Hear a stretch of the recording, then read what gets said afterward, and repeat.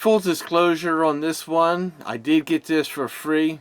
Micro Center occasionally sends out coupons for either like a free SD card or thumb drive, but this time they sent me a coupon for something cooler.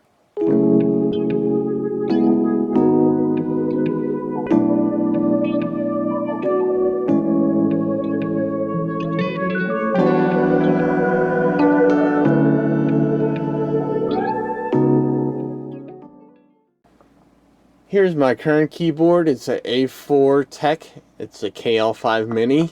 This was about $30 when I bought it, and it's very small and compact, and it doesn't take up a lot of space on my desk, which I like.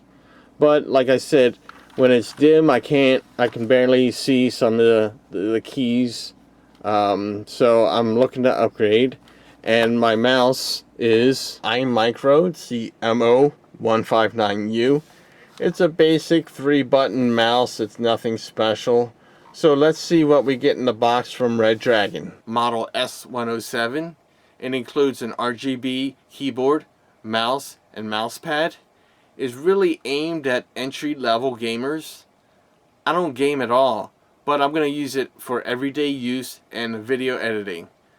The reason why I got this is because my old keyboard is not backlit.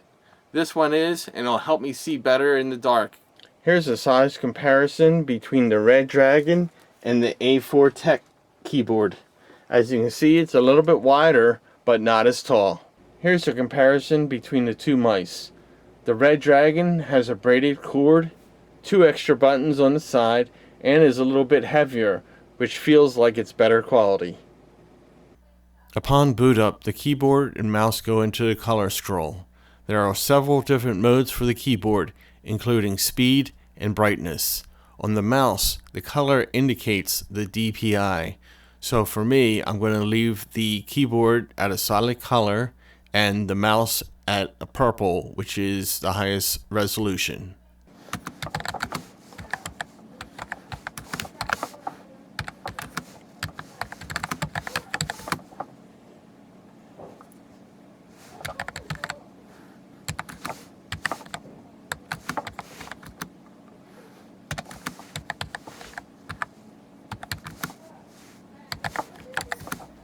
The downsides are it doesn't remember its color settings from the previous power-up state, and that it's not a mechanical keyboard and doesn't give you that tactile feedback. So I hope you enjoyed this review, and thanks for watching.